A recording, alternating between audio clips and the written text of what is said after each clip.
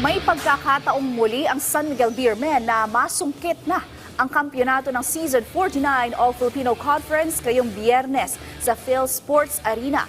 Pero ang TNT Tropang 5G target manalo at puwersahin ang do-or-die Game 7 sa darating na linggo.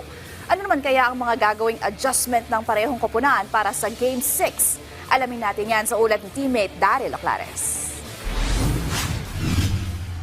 Hindi pa pinalad ang San Miguel Beermen na masungkit ang kampyonato ng PBA Season 49 Philippine Cup sa Game 5 nitong Miyerkules sa Araneta Coliseum, kasunod ng 86-78 na panalo ng TNT Tropang 5G. Ngayong Biyernes sa Game 6, may pagkakataon ulit sila na wakasan ang Grand Slam bid ng Tropang 5G at muling angkinin ng prestiyosong All-Filipino title. Sa panayam ng PDV Sports sa mga Beermen Cagers, aminado silang kinulang ang kanilang effort sa Game 5 kaya ito ang kanilang paigtingin sa Game 6. Ang pinakakulang namin yung effort talaga.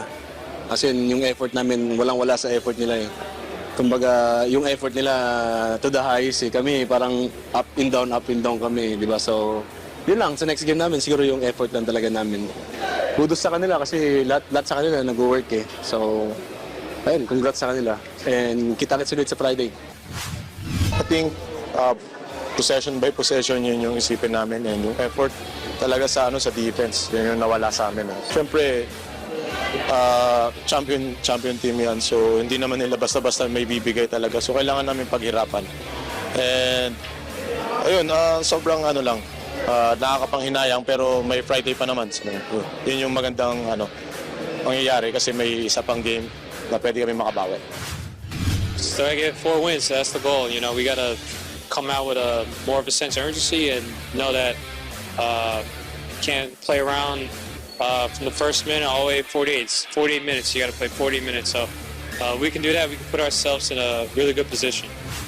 Para naman sa naghahangad ng Grand Slam na Tropang 5G, binigyang din nila na kinakailangan ng lahat na mag-step up sa opensa at depensa para mapunan ang naiwang laro ng kanilang mga injured players. Sa kabila ng mga pagsubok na ito, hindi pa rin umano sumusuko ang TNT na kanilang naging mindset sa buong season.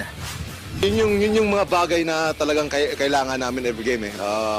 Hindi naman nila kailangan umiscore ng malaki kasi knowing na dinidepensahan din kami yung mga kami ni Roger.